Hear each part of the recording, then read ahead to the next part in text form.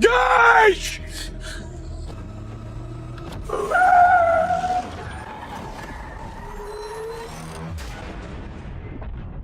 दुनिया का सबसे दर्दनाक मंजर शायद वही होता है जब माँ बाप को अपनी औलाद को अपने हाथों से खोना पड़े। ये बेबस माँ बाप अपनी आंखों के सामने अपने बच्चे को जाते देख रहे थे, लेकिन कुछ कर नहीं सकते थे। बेटा तो किसी तरह पिता की कोशिशों से मौत के मुंह से वापस आ गया, लेकिन उनकी मासूम और चुलबुली बेटी हमेशा के लिए चली गई। बेटी की याद में रखी गई प्रार्थना सभा में जो बाप हमेशा पत्थर दिल समझा जाता था, वो भी खुद को रोक नहीं पाया। उसकी आंखों से बहते आंसू उसकी टूट चुकी दुनिया बयां कर रहे थे। बेटी का गम मां से सहन नहीं हुआ। वो बेटे को लेकर मायके चली गई ताकि थोड़ी राहत मिल सके। एक वक्त था जब ये घर हंसी खुशी से भरा रहता था, लेकिन अब सब बिखर चुका था। जो बंगला कभी खुशियों से भरा रहता था, अब वहां सिर्फ लुईस की तन्हाई बची थी। वो जब पड़ोसी के घर की रोशन खिड़कियां देखता तो उसके दिल में एक जिद्दी ख्याल उठता, क्या मैं अपनी बेटी को वापस ला सकता हूँ? एक रात जब चारों तरफ सन्नाटा था, वो चुपचाप कब्रिस्तान पहुंचा और बेटी की कब्र खोद दी। उसके चेहरे पर शांति देखकर उसका इरादा और पक्का हो गया। उसने बेटी को धीरे से गोद में उठाया और उस डरावनी सुनसान मौत की दलदल की तरफ चल पड़ा। तेज ठंडी हवा चल रही थी, पेड़ों की परछाइयां डर फैला रही थी, लेकिन एक पिता की अपने बच्चे से मोहब्बत इन सब डर से कहीं ज्यादा थी। उसने बेटी के कान में धीरे से कहा, बेटा, पापा तुम्हें घर ले जा रहे हैं। उसने तय किया कि वो बेटी को